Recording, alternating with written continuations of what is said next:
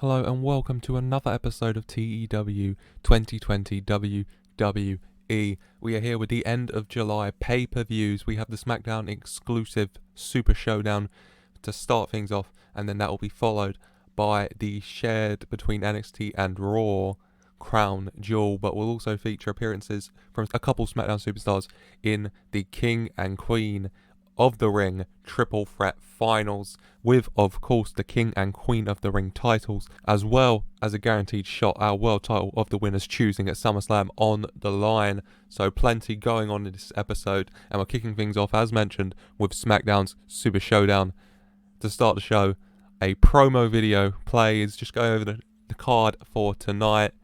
Gets an 83, strong card, 7 matches on it. We got the $1 Million Championship match, the SmackDown King of the Ring final, the Women's Tag Team title match, the Intercontinental title match, the SmackDown Tag Team title match, the Women's Universal title match, and the Universal title match. It's an 83 for this opening promo segment.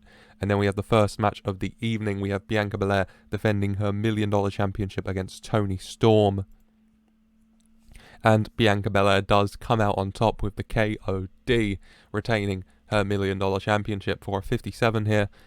Bianca Belair again 48, Toni Storm with the 53, both pretty decent rating wise, helping towards that good little 57 overall for the segment, and I'm happy with that. Not the best match wise start to the show, but I'm sure we can build on from there. We then go backstage and show footage of Mark Henry completely taken out, unconscious backstage in the parking lot. A referee rushing over to him, calling for the medics to come, checking on Mark Henry. Mark Henry meant to be in the Intercontinental title match against Thaddeus Bullard later his career on the line, but found taken out here, and who knows what will happen to that match later on tonight, but this segment gets the 76. And then next up we have the SmackDown King of the Ring final, the winner earning a spot in that triple threat match at Crown Jewel later on. It's King Corbin looking to get into the King of the Ring final and retain his crown, taking on Montez Ford, looking to add a big singles accolade to his young career here. The match starts off well, it's back and forth. Ace Austin at ringside for Corbin tries to interfere at a point, and it looks like it's going to be successful when Johnny Gargano runs down to the ring and takes out Ace Austin. Ace Austin, of course, made his debut attacking Gargano, costing him that King of the Ring match against King Corbin. Gargano obviously taking great offense to that, taking out Ace Austin here. Corbin not happy, but with, in the end, it providing a distraction to Corbin and Ford getting to take the advantage back here. Eventually, the two going at it, but the referee accidentally getting taken out, and then Roman Reigns' music hitting. Roman Reigns slowly making his way down to the ring, climbing up onto the apron. Montez Ford in the middle of the ring, ready, telling Reigns to get in the ring and fight him, when from behind, the Usos appear and attack Montez Ford. Montez Ford doing his best to try and fight them off, but eventually getting caught by a Superman punch by Roman Reigns, taking him down. The Usos setting up for a double frog splash, and then holding Montez Ford up for Reigns to hit a big spear. And then the Bloodline leaving the ring, allowing King Corbin to drag Ford to his feet and pull him into the end of days, as King Corbin picks up the victory here against Montez Ford, thanks to all that interference and distraction work from the Bloodline. And King Corbin advances to the King of the Ring Triple Threat final. It will be United States Champion Kyle O'Reilly versus Angel Garza versus King Corbin in that King of the Ring final. One of those superstars will become King of the Ring and get that world title match at SummerSlam. We'll find out who that is later on. But this match, the segment gets a 77. Really, really good match between Corbin and Ford here. Corbin with a 72, Ford with a 71. And I am really happy with that. Got the crowd hotter. The perfect thing we needed to keep this show going, keep some momentum going, hopefully help the segment ratings as we go on. After the match, King Corbin going up the ramp to the throne set up at the top ready for tomorrow, and King Corbin just takes a seat in it once again.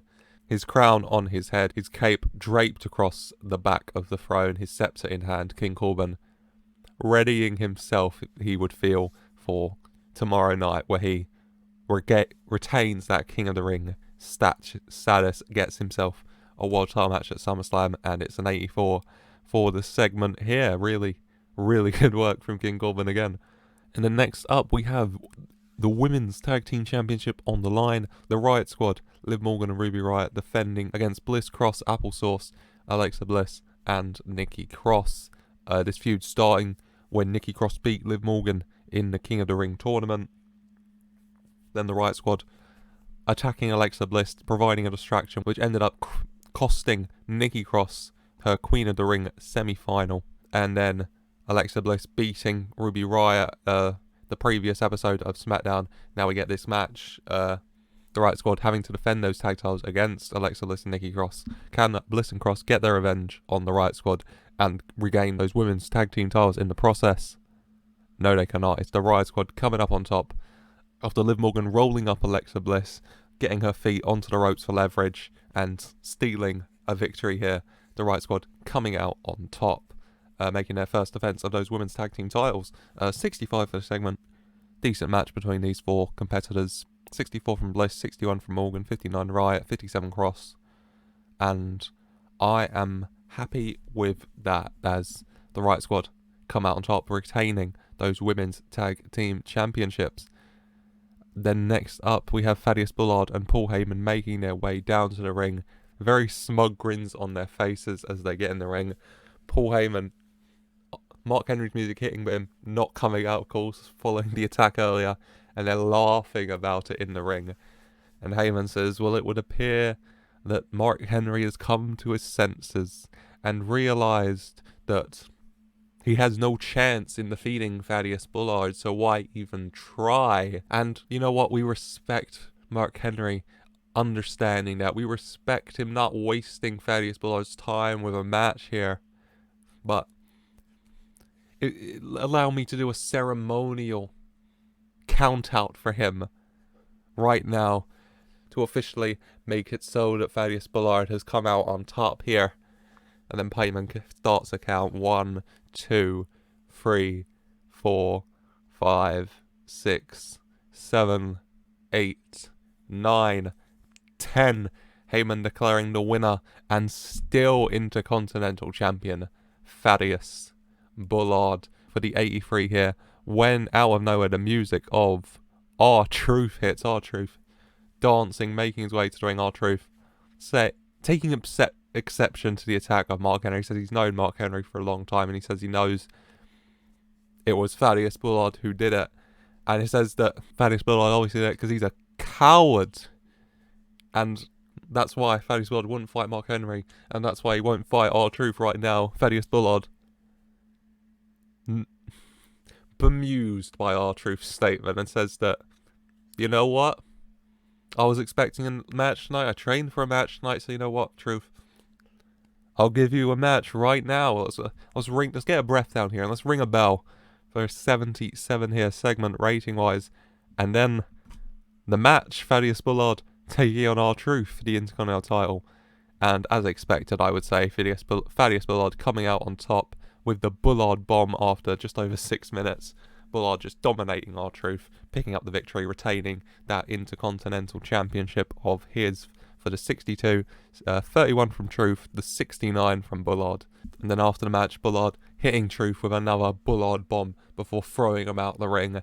Heyman handing him the Intercontinental Championship, and Thaddeus Bullard standing tall here to end the segment, which gets an 84. Good work from Bullard again here. Afterwards, the Dirty Dogs making their way down to the ring, defending their Smackdown tag titles they won just last night against the New Day, who beat them a few weeks back. The Dirty Dog saying they're ready, saying, you know what, they didn't want a match, but they didn't want a match so soon after the last one, but you know what? I guess this is what champions do, you know? I mean, you can't have the biggest tag team champions in the whole business off of your big super show now, can you? No. And the bonus they're going to get for fighting and winning tonight, that's going to provide a lot of beer money for the three of the Dirty Dogs. And then we have the match, Dirty Dogs taking on the New Day, and in the end the Dirty Dogs do come out on top. Robert Roode pinning Xavier Woods after the beer money from Roode and Storm. The Dirty Dogs coming out on top here, retaining those Smackdown tag team titles for a 75 segment rating wise. Another really good match in the show here tonight. 75 from Rude, 71 from Kingston, 65 from Woods, 53 from Storm, and it is the Dirty Dawgz who come out on top, keeping a hold of those SmackDown Tag Team titles and getting those big appearance and win bonuses with the beer money to get plenty of beer money for the three of them. And then next up, we head into the penultimate match of the evening, the Women's Universal Championship match. We have a promo video for it. Rhea attacked by Nia Jax, Naomi saving her, helping her up, only to turn on her, aligning with Nia Jax, making the big heel turn, and now Naomi taking on Rhea Ripley for the Women's Universal title here tonight. 82 for the promo video, and then a 74 from the entrances for these two. And then we have the match for the Women's Universal Championship, Rhea Ripley defending against Naomi. And at one point, Nia Jax sent away from ringside, and in the end, Rhea Ripley comes out on top with the Riptide. Rhea Ripley retaining the Women's Universal Championship, dealing with Naomi here for a 60. Disappointment segment rating-wise, Ripley with a 69, Naomi with a 58. Could have done better, but it says a lack of psychology, sadly. But, oh well. Rhea Ripley does come out on top here, does retain that Women's Universal Championship. As we get ready for the main event, a promo video plays for Big E versus Braun Strowman for the Universal Championship. Going over Braun Strowman losing the title last year, kind of being a bit aimless and directionless since then. Big E winning the Universal title, defending it in all these great wrestling matches, but now wanting a fight and going for the biggest dog in the yard for it, Braun Strowman. Showing they're brawling over the last few weeks. Braun Strowman coming out on top with the strength and size advantage, maybe understandably, and now finally getting the match between these two, Big E and Braun Strowman. This promo video here gets an 82, and then their entrances get a 90 here. Really, really good work between these two. And then the match itself for the Universal Championship, Big E, the champion, defending against Braun Strowman here. And Big E, in the end, comes out on top. In the end, after multiple attempts, manages to lift up Braun Strowman and hit him with the big ending to get the win and make his fourth defense of the Universal Championship here. Big E retaining the gold for an 80 segment rating-wise. The best match of the night is the main event, which always a good sign, I would say. Big E with the 83, Braun with the 87. Really, really good in-ring performances from the both of them. And they get the 80 segment, and I'm really happy with this main event. After the match, Big E helping up Braun, and the two men showing each other a bit of respect, but the show going off air as Big E celebrates retaining that Universal Championship of his once again, and that helps SmackDown's Super-Showdown overall to get a rating of 82. Yeah, really good overall rating, I would say. Really happy with that. The pay-per-views continue to stay very high quality-wise, as you'd hope. Increased our popularity in 48 regions. And I am very, very happy with that overall, as SmackDown Super Showdown gets this pay-per-view special off to a really good start. Going to make some speeches to Big E. I think Braun Strowman did really well as well. And I will do King Corbin, because King Corbin doing really well as well in all his segments. Pleased. And that's a really good start, I would say. And hopefully we can continue this momentum and these good ratings into the next part of the episode. Of course, WWE Crown Jewel. And we start the WWE Crown Jewel pre-show here with the Raw Tag Team Championships on the line. Breezango defending against Imperium. And Breezango coming out on top, Fandango pinning Fabian Aichner, following the supermodel kick into the Falcon Arrow. Breezango making their fifth defense of those Raw Tag Team titles for a 60 segment rating wise. Pretty good. The 59 from Breeze, 55 from Bartel, and 54 from Fandango and Aichner. A decent start to the pre-show, I would say, as Breezango retain their titles. And then after the match, Breezango going up the ramp, turning to the fans and lifting the titles again, only to be caught from behind by the returning Drew McIntyre and Sheamus. Neither man being seen since they were taken out by the Fiend, but back here, and they just brutalise Breezango, smashing them into the LED streams, throwing them off the ramps, hitting them with the broken Claymore kicks, And in the end, it's McIntyre and Sheamus standing tall over the Raw Tag Team Champions. What are their intentions? Why did they go? Where have they been? Why did they go straight for the Raw Tag Team Champs? We'll have to wait and find out. But this segment gets us 71. And then after, Keith Lee comes out for his NXT North American Championship Open Challenge for the 86. He issues the challenge, and this time it is accepted by Legado member Humberto Carrillo, making his way down to the ring for the 82, accepting that challenge. And that means next, for the NXT North American Championship, Keith Lee defending against Humberto Carrillo. And Keith Lee comes out on top with the Spirit Bomb, making his 9th defense of that NXT North American title. For 64 segment rating wise, Lee with a 71, 53 from Carrillo. The two men didn't seem to click, sadly, but still a decent match, I would say, with that 64 to end the pre-show, as Keith Lee gets his arm raised at the end of the match, retaining that title, only to be attacked from behind by Bobby Lashley and MVP.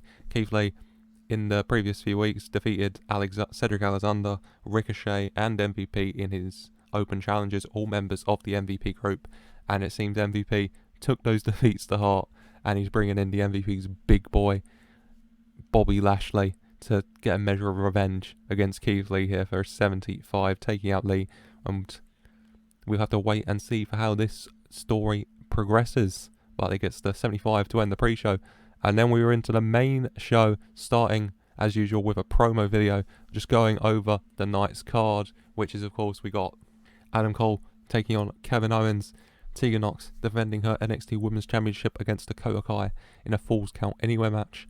Timothy Thatcher defends his hardcore title against Jeff Hardy under hardcore rules, of course. Andrade takes on Kalisto, with Andrade's Cruiserweight title up for grabs. Asuka's Women's World Championship will have one of his toughest challenges to date against Bayley. We have the Triple Threat Queen of the Ring final between Io Shirai, Raquel Gonzalez and Charlotte Flair, as well as the Triple Threat King of the Ring final between Kyle O'Reilly, Angel Garza and King Corbin.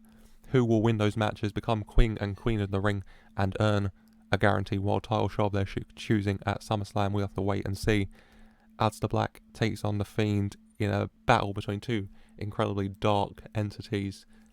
And we also have the WWE title on the line when Edge defends against The Miz. And in the main event, Karrion Kross defends his NXT Championship against the 16-time world champion, the certified first-class Hall of Famer someday, John Cena. It is a stacked card, and I'm very much looking forward to seeing how it plans out. The promo video gets an 88 here, and then to kick off the show, we do have Adam Cole taking on Kevin Owens. Kevin Owens beating Roderick Strong on the previous episode of Raw, and now looking to take care of Adam Cole as well. But it's Adam Cole who comes out on top with the Panama Sunrise in the end, and it's an 83 for the segment rating. What a start to the main card here at Crown Jewel between these two. Cole and Owens getting a 79 and 80 respectively. Two amazing competitors, and it really showing here with that 83 rated segment between them in the opener here.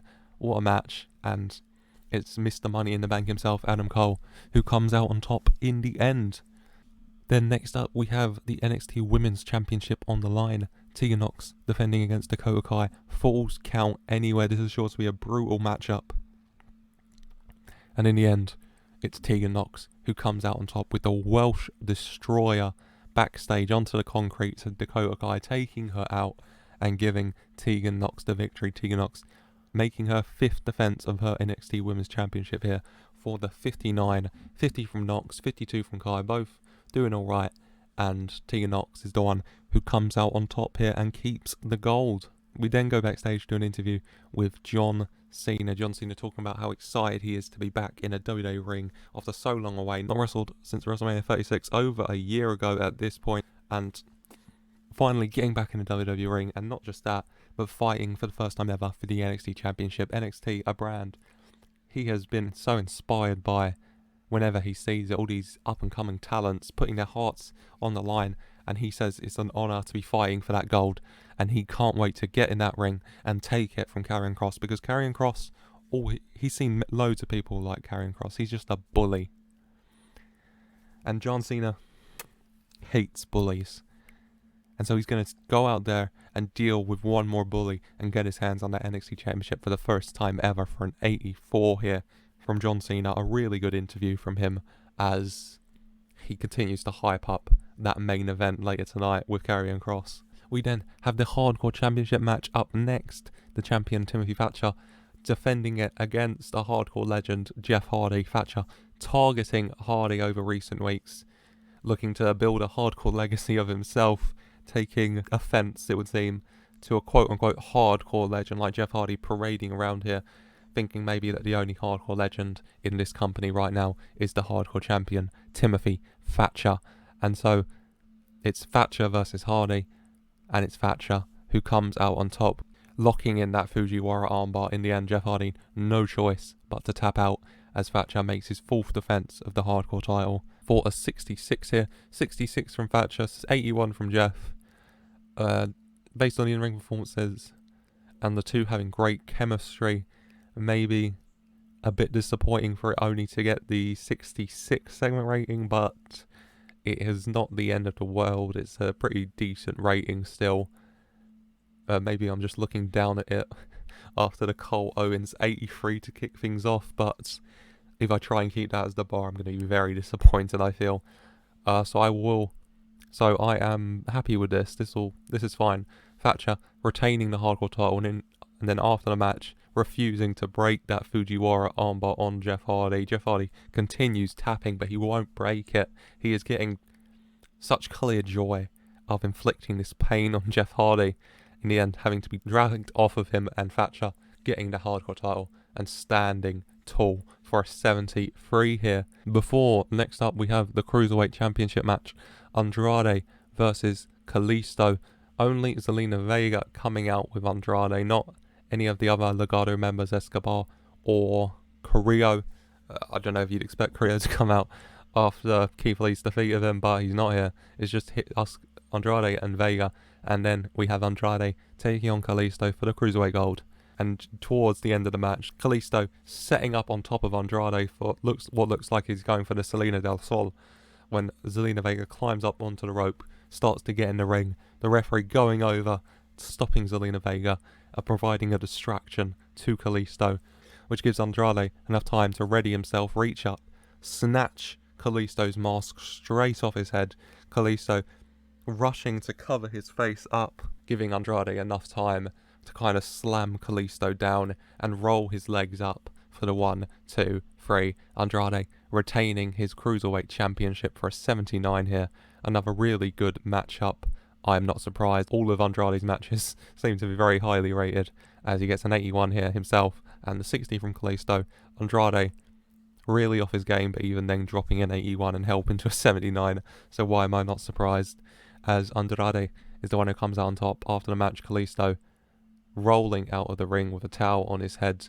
Carrillo and Escobar make their way down to the ring as Andrade lifts up the Cruiserweight title in one arm and Kalisto's mask in the other, just like he did with Rey Mysterio's mask a month prior, for an 83 here. Very good from Legado as usual. Before we head into the Women's World Championship match from Raw, Asuka defending her gold against the number 1 contender Bayley. Bayley beating Sasha Banks, her former tag team partner of course, to get here, and now getting a shot at Asuka's championship. But Asuka is able to overpower Bayley in the end, locking in that Asuka lock, and Bayley no choice but to tap out. Asuka the winner here, and still the WWE Women's World Champion for a 67. Pretty good segment rating between these two. Asuka with a 70, the 58 from Bayley. They didn't seem to click, and it made for an awkward bout, but they still get that 67, so I am happy enough with that, as Asuka's the one who comes out on top here. And then a promo video plays for the Queen of the Ring final. We have Raw's representative Io Shirai, NXT's representative Raquel Gonzalez, and SmackDown's representative Charlotte Flair, of course, for a 72. A promo video plays. They make their entrances down to the ring. The inaugural Queen of the Ring tournament down to the final 3. Who will come out on top? Well, in the end, Io managing to take Raquel down, going to the top rope for a moonsault and hitting it onto Raquel Gonzalez. After hitting the moonsault, Shirai leaning up a little bit and Charlotte Flair catching her in natural selection, taking Io Shirai down. And then Charlotte Flair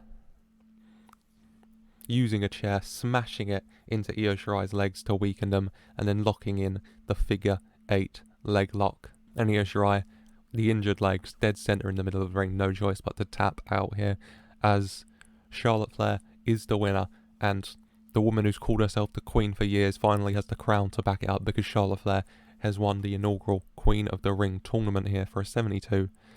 73 from Shirai, 70 from Flair, and the 56 from Gonzalez. Happy with this as Charlotte comes out on top.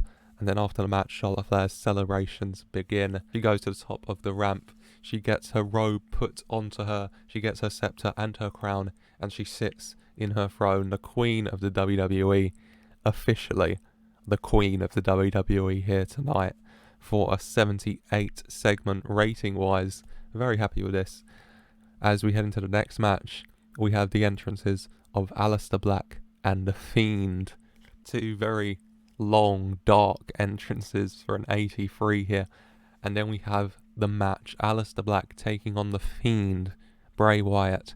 And in the end, Aleister Black comes out on top. The Fiend going for the Sister Abigail, but as The Fiend flings Aleister Black back, Aleister Black manages to escape the Fiend's grasps. The Fiend's turning around and Black hitting Black Mass, taking the Fiend out, allowing Aleister Black to cover him and pick up a win. Aleister Black with a massive victory here against The Fiend. The 83 for the segment. Another really, really good match tonight. Going really well segment rating wise. The 83 from Black and the 84 from The Fiend. And I am very, very happy with this, as Aleister Black picks up a massive victory here for himself. And then we have a promo video play for the King of the Ring final. Raw's representative Kyle O'Reilly, NXT's representative Angel Garza, SmackDown's representative King Corbin for an 87. They make their entrances as well. And then we get the match, the King of the Ring final, O'Reilly versus Garza versus Corbin. And in the end, they take Corbin out, they throw him through the announcers table. A bit of teamwork from Garza and O'Reilly. Corbin out of things, leaving just O'Reilly and Garza, who both get in the ring, go to their respective corners, and then they just duke it out for 4, 5, 6 solid minutes. And in the end, Angel Garza manages to get Kyle O'Reilly into the wing clipper, taking him down and picking up the win. Angel Garza is the WWE King of the Ring 2021. It's an 82 for the segment rating. Another really good segment rating. 76 from O'Reilly and Corbin, and the 73 from Garza. Definite lack of psychology on display at times, but I do not care, because an 82 is still really, really good in my books for this stage of the save. And then after the match, Garza going up the ramp, getting his crown, getting his cape, looking as handsome as you'd expect Angel Garza to look at any given moment, but with the added bonus of looking like royalty as well, as Angel Garza sits on his throne. Angel Garza, king of the WWE at the moment now, and will get a world title shot of his choosing at SummerSlam. Will he go for the WWE Championship, the Universal Championship, or will he go for the NXT Championship again? Will he want to get his hands on Cross once more, if Cross can defeat John Cena?